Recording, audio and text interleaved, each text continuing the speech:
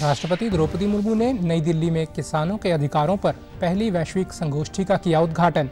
कार्यक्रम में 59 देशों के प्रख्यात वैज्ञानिक और किसान हो रहे हैं शामिल। स्वास्थ्य मंत्री अनिल विज ने अंबाला के रामपुर गांव में उत्तर भारत के पहले राजकीय होम्योपैथिक कॉलेज व अस्पताल का किया उद्घाटन।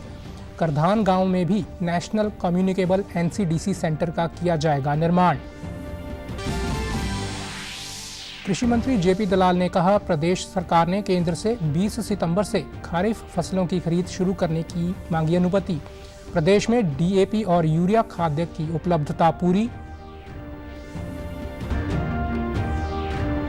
और रोहतक की महर्षि दयानंद यूनिवर्सिटी में चल रही नेशनल सब जूनियर ग्रैपलिंग रेसलिंग चैंपियनशिप हुई संपन्न। हरियाणा ने पहला जबकि तेलंगाना ने दूसरा स्थान किया हासिल।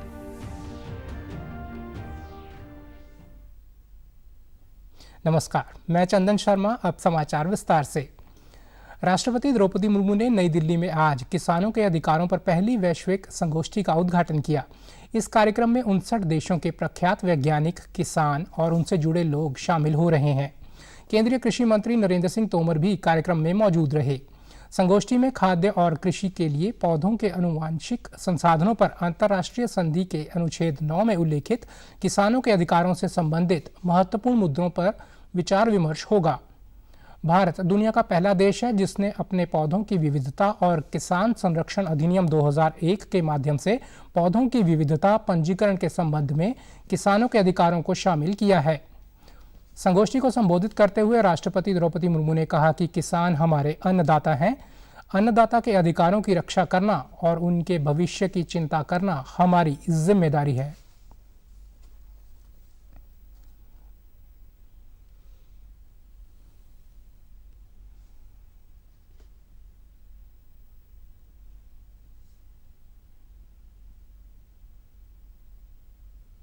भारत नहीं, पूरा दुनिया में जो किसान होते हैं मानव संपदा को केवल नहीं, पशु संपदा को भी अन्न देते हैं और हम उसको अन्न लेके जो भी काम करते हैं।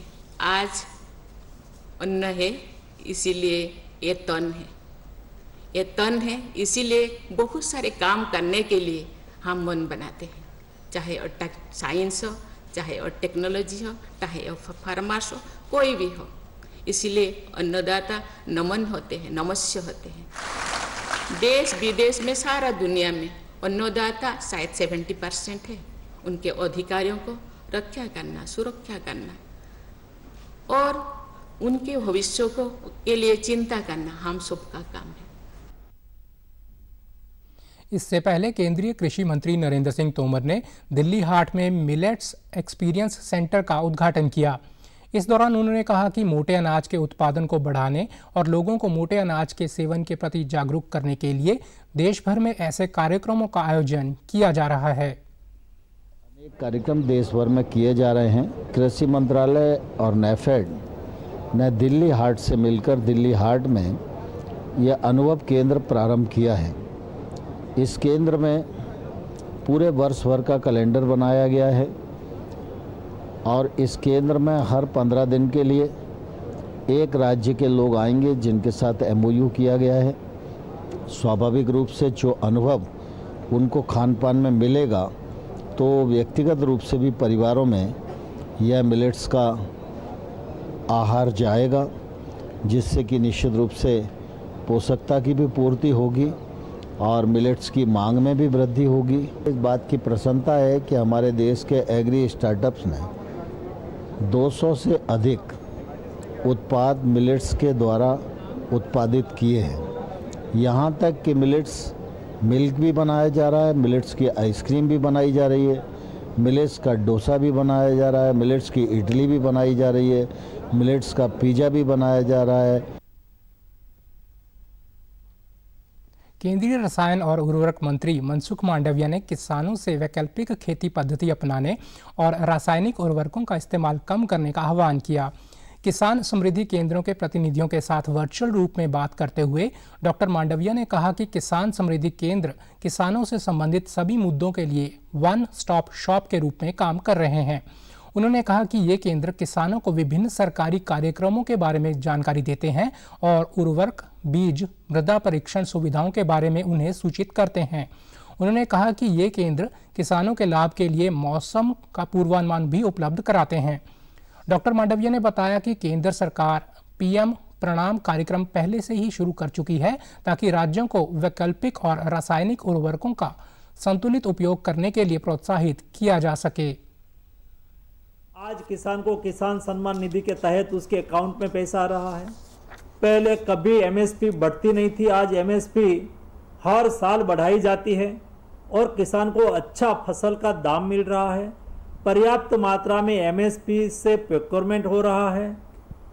किसान को किसान समृद्धि केंद्र के द्वारा प्रशिक्षित किया जा रहा है। मैंने एग्रीकल्चर विभाग को भी डायरेक्शन दिया है कि क्या रबी सीजन में हम 20% यानी कि आज हम हमारे डिस्ट्रिक्ट में एक 100 मेट्रिक टन यानी कि 1 lakh metric ton chemical fertiliser का उपयोग करते हैं, तो हम 80,000 मेट्रिक टन केमिकल फर्टिलाइजर का उपयोग करें और 20,000 मेट्रिक टन फर्टिलाइजर के विकल्प में हम नैनो का उपयोग करें, हम बायो फर्टिलाइजर का उपयोग करें। स्वास्थ्य मंत्री अनिल विज ने आज अंबाला के रामपुर गांव में उत्तर भारत के पहले राजकीय होम्योपैथिक कॉलेज व अस्पताल का उद्घाटन किया। यह होम्योपैथिक मेडिकल कॉलेज व अस्पताल चंदपुरा में निर्माणाधीन है। बाद में यह अस्पताल मेडिकल कॉलेज की बिल्डिंग में शिफ्ट कर दिया जाएगा। इस अस्पताल के खुलने से विद्यार्थियों के साथ साथ लोगों को भी लाभ मिलेगा। इस मौके पर स्वास्थ्य मंत्री ने कहा कि 65 करोड़ रुपए की लागत से इस होम्योपैथिक कॉलेज व अस्पताल का निर्माण किया जा रहा है। इसमें एक साल में 100 बच्चे दाखिला ले सकेंगे और यह 20 बेड का अस्पताल है। उन्होंने कहा कि यह अस्पताल लोगों को बेहतर स्वास्थ्य सेवाएं उपलब्ध करवाएगा। होम्योपैथिक कॉलेज बनाया जा रहा है 65 करोड़ रुपए की लागत से, और उसमें एक साल में 100 बच्चे एडमिशन ले सकेंगे। अब किसी भी कॉलेज में एडमिशन लेने के लिए उसका कम से कम 2 साल पहले से अस्पताल चलता होना चाहिए। सारी सुविधाएं हमने यहाँ पर दी है। ये 20 बेड का अस्पताल है, 2 प्राइवेट रूम्स भी हैं, डिलीवरी रूम भी है, यहाँ पर डिलीवरियाँ भी कराई जाएंगी, माइनर ओटी भी है इसमें। अब होम्योपैथी काफ़ी एडवांस हो गई, वो भी यहाँ पर है। एक्सरे की मशीन इसमें लगने जा रही है और अल्ट्रासाउंड की मशीन लगने जा रही है। तो यहाँ पर एक बहुत बड़ी ये लोगों को, आसपास के लोगों को बहुत बड़ा फायदा हो रहा है। साथ ही अनिल विज ने यह भी बताया कि केंद्र सरकार की योजना के तहत करधान गांव में नेशनल कम्युनिकेबल NCDC सेंटर बनने जा रहा है। इसके लिए ज़मीन खरीद ली गई है। उन्होंने कहा कि पहले कुछ टेस्ट जांच के लिए दिल्ली जाया करते थे, लेकिन अब अंबाला में ही इन टेस्टों की जांच हो सकेगी। करधान में नेशनल कम्युनिकेबल डिसीज सेंटर बनने जा रहा है, उसकी हम जमीन ले चुके हुए हैं। National communicable centre, communication centre NCDC, ये केंद्र सरकार की योजना है। केंद्र सरकार के पहले सारे टेस्ट दिल्ली जाया करते थे। केंद्र सरकार ने सोचा कि सारे देश से लोगों को दिल्ली आना पड़ता है, एक में आपके सहयोग से मेहनत करके माला छावनी के लिए ले आया। ये आसपास की 6-7 प्रदेश अब अपने टेस्ट कराने के लिए वो दिल्ली नहीं जाया करेंगे, वो सब अंबाला आया करेंगे। कृषि मंत्री JB दलाल ने कहा है कि खरीफ फसलों की खरीद के लिए हरियाणा सरकार ने तैयारियां शुरू कर दी हैं। हालांकि 1 अक्टूबर से धान की खरीद शुरू होती है, लेकिन प्रदेश सरकार ने केंद्र से 20 सितंबर से खरीफ फसलों की खरीद करने की अनुमति मांगी है, ताकि राज्य में खरीद शुरू होने से धान की जल्द आवक होने से किसानों का कोई नुकसान न हो। कृषि मंत्री ने कहा कि प्रधानमंत्री फसल बीमा योजना के तहत बीमा कंपनी ने जिन किसानों की फसलों का बीमा नहीं किया है, अब उनका बीमा प्रदेश सरकार करेगी। उन्होंने किसानों को आश्वस्त किया कि सरकार हर परिस्थिति में उनके साथ खड़ी है। उन्होंने कहा कि हरियाणा में बीमा कंपनियों के लिए 3 क्लस्टर बने हुए हैं। क्लस्टर 1 में एग्रीकल्चर इंश्योरेंस कंपनी भारत सरकार को बीमा का कार्य दिया हुआ है। वहीं क्लस्टर 2 में जिन किसानों ने प्रीमियम राशि भरी हुई है और अगर कंपनी बीमा नहीं करती तो कृषि विभाग फसलों का बीमा करेगा। प्रीमियम राशि में भी कोई बदलाव नहीं होगा। में क्लस्टर 1 में agriculture insurance company of India है, 2 को भी उसने अलॉट किया था, लेकिन वहाँ पर कोर्ट की वजह से जो है उसने काम करने से मना कर दिया। बीमा किसानों ने कटवा रखा है। 3 क्लस्टर में कोई और कंपनी आ गई है और अगर वहाँ कंपनी काम नहीं करेगी तो हम अपने विभाग के द्वारा किसानों की उसी राशि का बीमा खुद करेंगे। किसान भाइयों को चिंता करने की जरूरत नहीं है। अगर कंपनी बीमा करती है तो ठीक है, कंपनी बीमा नहीं करती तो हमारा विभाग जो है उसका बीमा करेगा।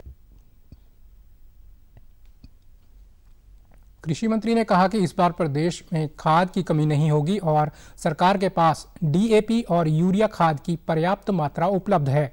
उन्होंने बताया कि मुख्यमंत्री ने भी इस विषय पर केंद्रीय रसायन व उर्वरक मंत्री से बात की है। इसके अलावा अगर हमें और भी खाद चाहिए होगी तो केंद्र सरकार हमें खाद देने का वायदा किया है माननीय जी से, और उन्होंने बताया कि खाद पर्याप्त मात्रा में उपलब्ध है। हमारे पास भी जो स्टॉक है अभी डीएपी और यूरिया का पर्याप्त है और जितनी खाद हमें चाहिएगी उन्होंने देने का भी वायदा किया है। हमारे मुख्यमंत्री जी ने भी 2 दिन पहले केंद्रीय मंत्री से बात की और किसी भी तरह की समस्या जो खाद की नहीं रहेगी। खाद भारत सरकार हमें दे रही है। ये सही है कि बाजरे का बाजार भाव जो हमारा एमएसपी है उससे नीचे है। अभी तक सारा बाजरा जो है केवल 10,000 मीट्रिक टन आया है। एक हफ्ता हम देखते हैं कि भाव क्या टिकता है, तो जो भावांतर भरपाई से हम बाजरे के जो पैसा डालते आए 2 योजना से, या तो पैसा डालेंगे, नहीं तो हम जो है एमएसपी पर सारी जो है खरीद को शुरू करेंगे। किसान भाइयों को डेस्परेट सेल करने की जरूरत नहीं है।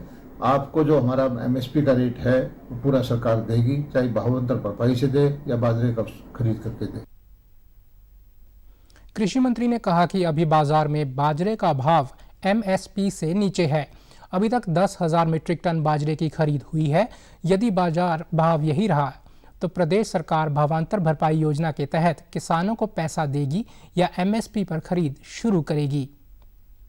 चंडीगढ़ में भारतीय उद्योग परिसंघ उत्तरी क्षेत्र मुख्यालय में इनोवेटिव फार्मर मीट के समापन समारोह में कृषि मंत्री जयप्रकाश दलाल ने शिरकत की। सीआईआई द्वारा 31 जुलाई से 12 सितंबर तक हरियाणा और पंजाब के विभिन्न स्थानों पर इनोवेटिव फार्मर मीट का आयोजन किया गया। इन बैठकों का मुख्य उद्देश्य किसानों को जागरूक करने के साथ साथ उपलब्ध नवीनतम तकनीक को अपनाने के लिए प्रोत्साहित करना था, ताकि किसान उच्च गुणवत्ता वाली उपज प्राप्त कर सकें और अंतर्राष्ट्रीय बाजार में अपनी परिस्थिति दर्ज करवा सकें। इस मौके पर कृषि मंत्री जेपी दलाल ने कहा कि किसानों की आय को बढ़ाना, पारंपरिक फसलों के चक्र से किसानों को निकालना, बागवानी खेती को बढ़ावा देना के लिए मजबूत विपणन तंत्र और बुनियादी ढांचे के विकास को सुनिश्चित करने की ज़रूरत है। क्योंकि जलवायु परिवर्तन से दुनिया के अंदर जो खाने पीने की समस्याएं उत्पन्न हो रही हैं और हमारी जो उद्योग संगठन है सीआईआई, जो फार्मर के लिए नवाचार हुए हैं, जो नई मशीनरी आई हुई है और इनके प्रोडक्ट को किस तरह से पैकेजिंग करके प्रोसेसिंग करके अंतर्राष्ट्रीय स्तर का बनाया जा सकता है, किसान की आमदनी बढ़ाने में ये कैसे सहायक हो सकते हैं। तो सरकार, उद्योग संगठन, सामाजिक संस्थाएं सभी का ये ध्येय है कि किसान की आमदनी बढ़े, भारत की तरक्की हो। और भारत के किसान ने दिखा दिया है कोरोना के संकट के समय में कि इतना ज़्यादा एग्रीकल्चर की ग्रोथ हुई है, उसकी वजह से हम 80 करोड़ लोगों को घर बैठे अनाज दे रहे हैं। उधर उप मुख्यमंत्री दुष्यंत चौटाला ने अधिकारियों को निर्देश दिए कि इस बार धान बिक्री की मंडियों के पास अग्निशमन वाहनों की तैनाती करें, ताकि किसी कारणवश मंडी में होने वाली आगजनी की घटनाओं पर तुरंत काबू पाया जा सके। उन्होंने खरीफ मार्केटिंग सीजन में खरीद की जाने वाली फसलों की खरीद के लिए मंडियों में उचित प्रबंध करने के भी निर्देश दिए। चंडीगढ़ में विभागीय अधिकारियों के साथ हुई बैठक के बाद उप मुख्यमंत्री ने बताया कि प्रदेश में मक्का की खरीद 20 सितंबर से, मूंग 1 अक्टूबर से, तिल, अरहर, उड़द की खरीद 1 दिसंबर से शुरू की जाएगी। उप मुख्यमंत्री ने कहा कि इस बार 60 लाख मीट्रिक टन धान की खरीद का लक्ष्य रखा गया है। उन्होंने यह भी बताया कि धान खरीद के लिए 215 खरीद केंद्र, बाजरा के लिए 92, मक्का के लिए 19, सूरजमुखी के लिए 13, मूंग के लिए 38, तिल के लिए 27, अरहर के लिए 22 और उड़द के लिए 10 खरीद केंद्र निर्धारित किए गए हैं। उक्त खरीफ फसलों की खरीद न्यूनतम समर्थन मूल्य पर की जाएगी। रोहतक स्थित महर्षि दयानंद यूनिवर्सिटी में चल रही नेशनल सब जूनियर ग्रैपलिंग रेसलिंग चैंपियनशिप कल संपन्न हुई। 4 दिन तक चली इस चैंपियनशिप में लड़के व लड़कियों के वर्ग में हरियाणा की टीम ओवरऑल विजेता रही। वहीं तेलंगाना ने दूसरा व आंध्र प्रदेश ने तीसरा स्थान हासिल किया। प्रतियोगिता के अंतिम दिन 17 नवंबर से 19 नवंबर तक रूस के मॉस्को में होने वाली इंटरनेशनल चैंपियनशिप के लिए भी खिलाड़ियों का चयन किया गया। भारतीय कुश्ती महासंघ से संबंधित भारतीय ग्रैपलिंग कमेटी ने इस प्रतियोगिता का आयोजन किया। भारतीय ग्रैपलिंग कमेटी के चेयरमैन दिनेश कपूर ने बताया कि यह प्रतियोगिता अंडर 15, अंडर 13 और अंडर 11 के वर्ग में करवाई गई। यह जूडो और रेसलिंग का मिला जुला खेल है। वहीं हरियाणा की टीम के कोच अंकुर ने कहा कि जहां से रेसलिंग खत्म होती है वहां से ग्रैपलिंग की शुरुआत होती है। खेल का आयोजन कर रहे हैं जिसमें अंडर 15, अंडर 13, अंडर 11 तीनों कैटेगरी को यहाँ बुलाया गया है और 3 दिन से ये इवेंट चल रहा है। ये जूडो और रेसलिंग का मिक्स करके तैयार किया गया एक खेल है जो अंतर्राष्ट्रीय स्तर पर वही बॉडी चलाती है जिसको रेसलिंग चलाती है, जिसको यूनाइटेड वर्ल्ड रेसलिंग बोलते हैं। ग्रैपलिंग गेम है, ये रेसलिंग का एक पार्ट है। रेसलिंग के वैसे तो 8 से 10 पार्ट है, ये थर्ड पार्ट है। इसमें 2 इवेंट होते हैं, एक गी इवेंट, एक नो गी इवेंट। नो गी इवेंट में हम कॉस्ट्यूम उसके ऊपर टी शर्ट और शॉर्ट्स पहन के फाइट करते हैं और गी इवेंट में हम ड्रेस पहन के फाइट करते हैं। दोनों में बस थोड़ा सा डिफरेंस है। गी में हम गी पकड़ के अटैक मार सकते हैं, नो गी में हम फ्री स्टाइल की तरह करते हैं। ये लोक चौक का गेम है, जहाँ से रेसलिंग खत्म होती है वहाँ से ग्रैपलिंग स्टार्ट होती है।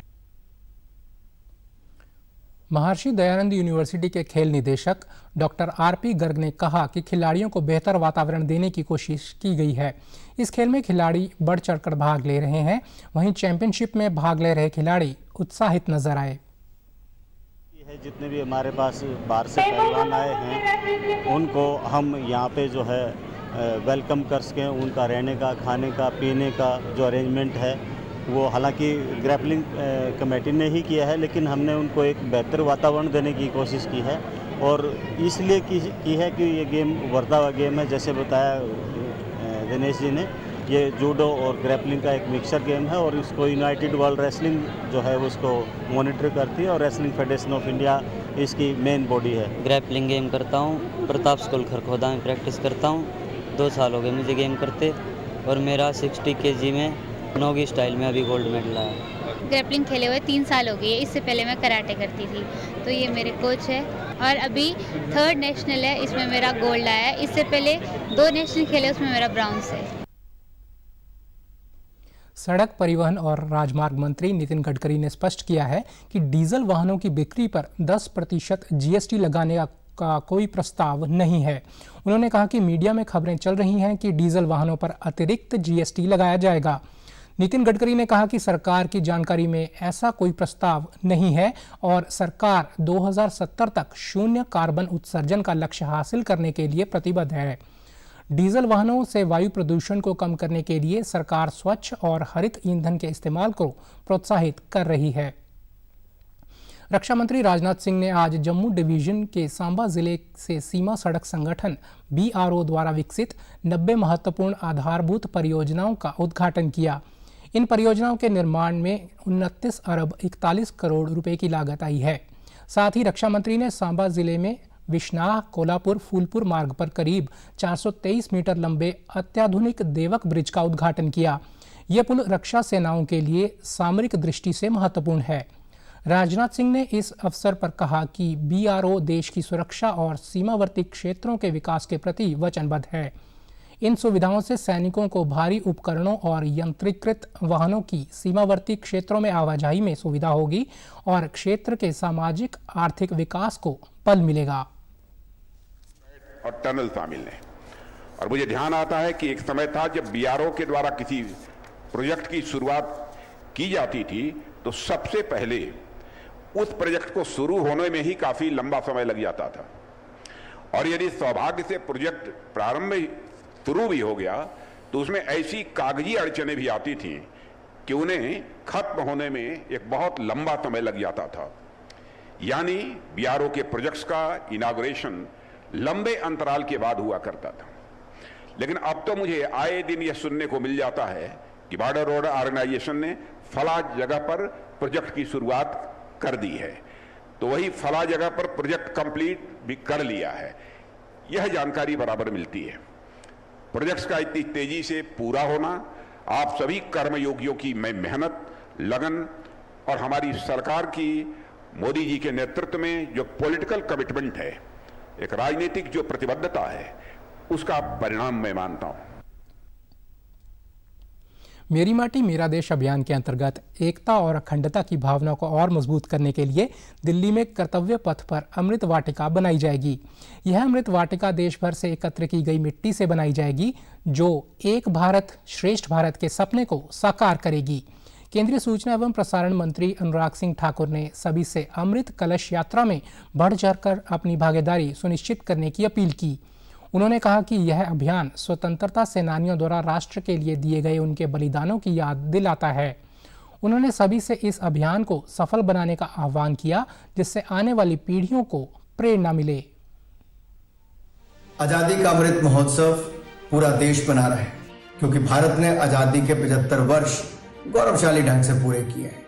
आज भारत एक नई पहचान लेकर चल रहा है।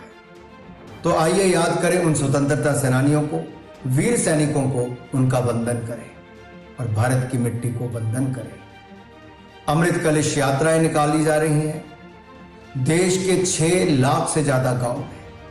यह कार्यक्रम है मेरा माटी मेरा देश, और ये अमृत कलश यात्रा के माध्यम से हर घर से मिट्टी इकट्ठे करेंगे, पंचप्रण की प्रतिज्ञा करवाएंगे, और इस मिट्टी के जब आप देंगे तो एक सेल्फी खींचकर yuva.gov.in पर अपलोड कर दीजिए और अपनी भागीदारी सुनिश्चित कीजिए।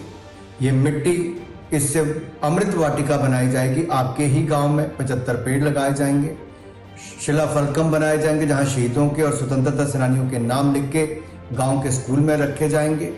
और साथ ही साथ ये मिट्टी जब देश की राजधानी दिल्ली आएगी तो इंडिया गेट पर, जो हमारा कर्तव्य पथ पर है, वहां पर वॉर मेमोरियल के साथ एक और जगह है, वहां पर आजादी का अमृत महोत्सव, इसका मेमोरियल बनने वाला है।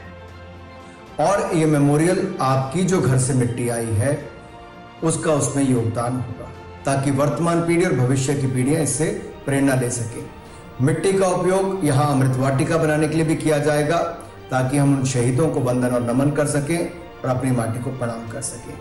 तो अमृत कलश यात्रा में जुड़िए, अपने घर की मिट्टी दीजिए, सेल्फी खींचिए, yuva.gov.in पर अपलोड कीजिए और पंचप्रण की प्रतिज्ञा लीजिए कि हम अपने भारत को विकसित भारत बनाएंगे 2047 से पहले। बहुत बहुत धन्यवाद।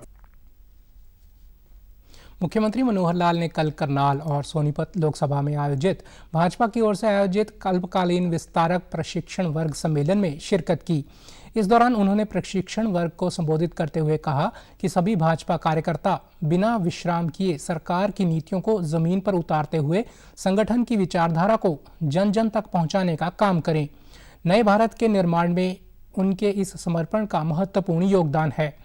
सीएम ने कहा कि नई ऊर्जा, नई उमंग, नए उत्साह के साथ कार्यक्रम में पहुंचे ये सभी अल्पकालिक विस्तारक जमीनी स्तर पर जाकर भाजपा के मिशन 2024 को फतेह करने के अभियान को मजबूती प्रदान करेंगे। उप मुख्यमंत्री दुष्यंत चौटाला ने अधिकारियों से नूह, गुरुग्राम, जींद और कैथल जिलों में नई हवाई पट्टी बनाने के लिए संभावनाएं तलाशने को कहा है। इस सिलसिले में नागरिक और उड्डयन विभाग मंत्री के रूप में उन्होंने विभागीय अधिकारियों के साथ कल चंडीगढ़ में बैठक की। उन्होंने कहा कि इसके लिए ई भूमि पोर्टल पर 100 एकड़ जमीन का खाका तैयार किया जाए। इसके अलावा प्रदेश में ड्रोन मैन्युफैक्चरिंग हब बनाने के लिए भी रूपरेखा बनाई जाए। उन्होंने हिसार एयरपोर्ट से जुड़े प्रोजेक्ट्स निर्धारित अवधि में पूरे करने के निर्देश देते हुए कहा कि अधिकारी उन्हें लगातार जानकारी देते रहें। प्रधानमंत्री विश्वकर्मा योजना शिल्पकारों व हाथ के कामगारों के लिए एक बेहतर योजना साबित होने जा रही है। 13 करोड़ रुपए की इस योजना से देश के 30 लाख परिवारों को सीधा लाभ पहुंचेगा। पीएम 17 सितंबर को इस योजना की शुरुआत करेंगे। भिवानी जिले के कामगारों ने केंद्र सरकार की प्रशंसा करते हुए कहा कि इस योजना के तहत उन्हें प्रशिक्षण के साथ साथ सर्टिफिकेट व पहचान पत्र और 15,000 रुपये औजारों के लिए भी मिलेंगे। इससे वे अपना स्वयं का रोजगार शुरू कर पाएंगे।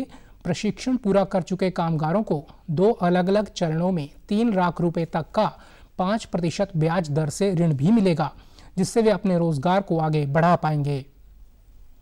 प्रधानमंत्री विश्वकर्मा योजना बहुत ही अच्छी लाभदायक है और सरकार ने 3 लाख का ऋण जो मिस्त्रियों के लिए, औजारों के लिए, जिसमें 15,000 रुपये तक का लोन है, 3 लाख तक का लोन है और 15,000 रुपये पर महीना औजारों के लिए ये ऋण दिया है। ये बहुत ही अच्छा है। प्रधानमंत्री विश्वकर्मा योजना सरकार के द्वारा चलाई गई है। इसके द्वारा हम जैसे शिल्पकारों के लिए बहुत अच्छी योजना है ये। इसके थ्रू हमको ट्रेनिंग मिलती है, फिर हमको सर्टिफिकेट दिया जाता है, फिर हमको काम शुरू करने के लिए औजारों के लिए 15,000 रुपये वितरित किए जाते हैं। फिर अपना काम स्टार्ट करने के लिए पहले 1 लाख फिर 2 लाख रुपये लोन दिया जाता है। उसके द्वारा फिर बाद में हमारे प्रोडक्ट को मार्केट में लाने के लिए सरकार हमारा सहयोग करती है। इससे हमें प्रशिक्षण मिलेगा और इसमें हमें सर्टिफिकेट मिलेगा, आई कार्ड मिलेगा। इससे हमारा काम 3 लाख रुपए हमें ब्याज में मिलेंगे, ऋण मिलेगा और इससे हमारा उत्पाद बढ़ेगा। सरकार इसमें हमारी ज़्यादा मदद करेगी। इससे ये सरकार ने बहुत अच्छी स्कीम चलाई है। वहीं करनाल के कामगारों ने इस योजना के लिए पीएम मोदी का धन्यवाद करते हुए कहा कि इससे उनको अपना कारोबार बढ़ाने में मदद मिलेगी, वहीं महंगे ब्याज से भी छुटकारा मिल सकेगा। बढ़िया योजना निकाल रखा हमारे लिए, गरीब भाइयों के लिए, मिस्त्रियों के लिए। इसके लिए धन्यवाद है जी। ये हमारे के लिए लोन दे रहे हैं औजारों के लिए, काम के लिए। 1 लाख तक का लोन है। 1 लाख हम मान लो भर देते हैं तो हमारा दोबारा फिर मिलेगा 2 लाख तक का अपना औजार पट्टी खरीदने के लिए। सब भाइयों के लिए हमारे को बढ़िया लगा सर। प्ले तो देने पड़ेगी जी सारों को काम धंधे के लिए। जैसे ये हमारा अच्छी योजना आ रही है तो औजारों के लिए 15,000 रुपये दे रहे जी। जैसे काम धंधे बढ़ाने के लिए 1 लाख रुपया दे रहे जी। तो वो 1 लाख रुपया हम भर सके तो पूरा भर गए तो फिर बाद में दूसरा 2 लाख रुपया भी ले सकते जी। तो हमारे काम धंधा बढ़े जाए। 18 तरह के इसके अंदर लाभदायक को इसको मिलेगा, फ़ायदा मिलेगा। जैसे कि मिस्त्री है, कुम्हार है, धोबी है, फूलों वाला है, कुम्हार है, ये इस तरह के काफ़ी इसके अंदर आते हैं। और ये बहुत अच्छी योजना है। इसमें पहले टूल किट के लिए 15,000 रुपये दिए जाते हैं, बाद में इसको 1 लाख रुपये देते हैं। इसको और बढ़ा के 2 लाख भी किया जा सकता है। इसमें आधे % ब्याज पे ये योजना है मिलती है और हमें बहुत इसका फ़ायदा होता है। प्रधानमंत्री विश्वकर्मा योजना के तहत हाथ के कारीगर अपने नज़दीकी CHC सेंटर पर जाकर पंजीकरण करवाकर इस योजना का लाभ ले सकेंगे तथा अपने स्वयं का रोजगार शुरू कर पाएंगे। विज्ञान और प्रौद्योगिकी मंत्री डॉक्टर जितेंद्र सिंह ने आज नई दिल्ली में 1 वीक 1 लैब कार्यक्रम का शुभारंभ किया। इस कार्यक्रम के दौरान देश भर में फैली 37 वैज्ञानिक और औद्योगिक अनुसंधान परिषद की प्रयोगशालाएं अपने अनुसंधान परिणामों और उपलब्धियों का प्रदर्शन करेंगी। यह कार्यक्रम शनिवार तक चलेगा। इसमें दर्शक मंत्रालय के विभागों का दौरा कर सकते हैं और इसकी शैक्षणिक तथा अनुसंधान पहल को देख सकते हैं। इसमें विज्ञान से संबंधित विभिन्न विषयों पर व्याख्यान, कार्यशालाएं, कठपुतली शो, विज्ञान कवि सम्मेलन, प्रश्नोत्तरी और प्रदर्शनियां भी होंगी। इस अवसर पर डॉक्टर जितेंद्र सिंह ने कहा कि इस कार्यक्रम में वैज्ञानिक और औद्योगिक अनुसंधान परिषद की प्रयोगशालाएं देश के लोगों को प्रौद्योगिकी संबंधी उपलब्धियों को दर्शाएंगी। उन्होंने बताया कि परिषद भविष्य में 1 वीक 1 लैब की तर्ज पर 1 मंथ 1 थीम अभियान के जरिए आम लोगों को अपनी इकाइयों के योगदान के बारे में बताएंगी। समाचारों में आज इतना ही। नमस्कार।